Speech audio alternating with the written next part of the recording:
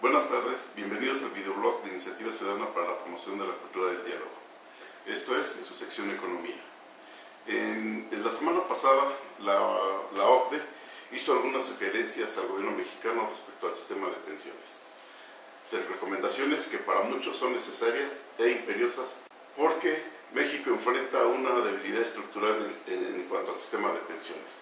Habría que recordar que, de acuerdo a algunas estimaciones, en el año 2021 se empezará a jubilar la primera generación Afore, esto es, hablamos de los mexicanos mayores de 65 años que tendrán derecho a una pensión, la cual lamentablemente será equivalente a solo el 30% de su percepción mensual al momento de retirarse.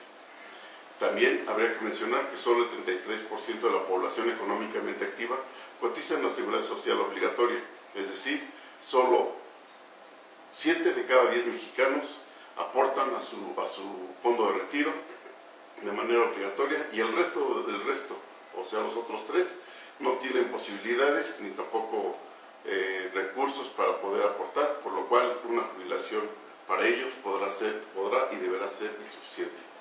Actualmente la contribución de las Afores es de 6.5% al salario mensual del trabajador. La contribución que realiza cada mexicano en su cuenta individual como un incentivo o una convocatoria por parte de las autoridades hacendarias equivalen a solo el 1.125 de su salario base mensual topado.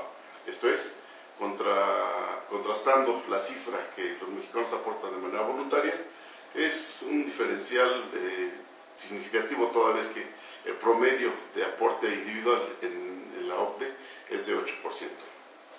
Ese es el tamaño del problema que enfrenta el país y ante el cual la Secretaría de Hacienda y Crédito Público comenzó a formular y a proyectar ya algunos puntos sobre los cuales habrá de versar un ajuste al sistema de pensiones en México. Pretende reaccionar con una reforma en materia de pensiones que a todas luces es insuficiente para el problema y la presión que significará para las finanzas públicas el monto de recursos que habrá de destinar a partir del año 2020 y 2025 a los pensionados y jubilados en el país. En ese sentido, la OCDE la semana pasada también hizo una serie de recomendaciones en las cuales la que más resalta es la de unificar u homologar los sistemas de retiro. Esto es, que aquellos que optaron por el sistema anterior, esto es, retirarse con el sistema de 1997 hacia atrás, homologarlo con el que está vigente y que rige a las Afores actualmente. Ello equivaldría a disminuir presiones a las finanzas públicas.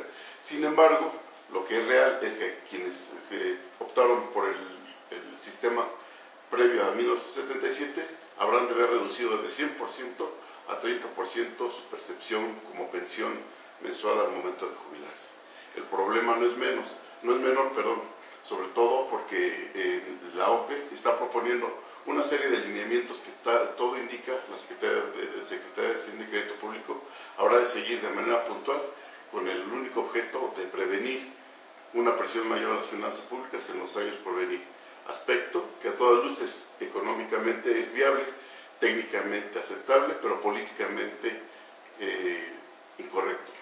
Sobre todo porque afecta al sector de la población trabajadora que durante años ha aportado sus recursos a un sistema de jubilación que de por sí es insuficiente, no cubre sus más elementales necesidades básicas y que con estas sugerencias de la OCDE y lo que pretende hacer la Secretaría de Hacienda y Crédito Público, parece ser que el futuro de un trabajador jubilado es más oscuro que la vida actual laboral. Este es el comentario de Iniciativa Ciudadana para la Promoción de la Cultura del Diálogo. Los invitamos a suscribirse a este canal. Hasta pronto.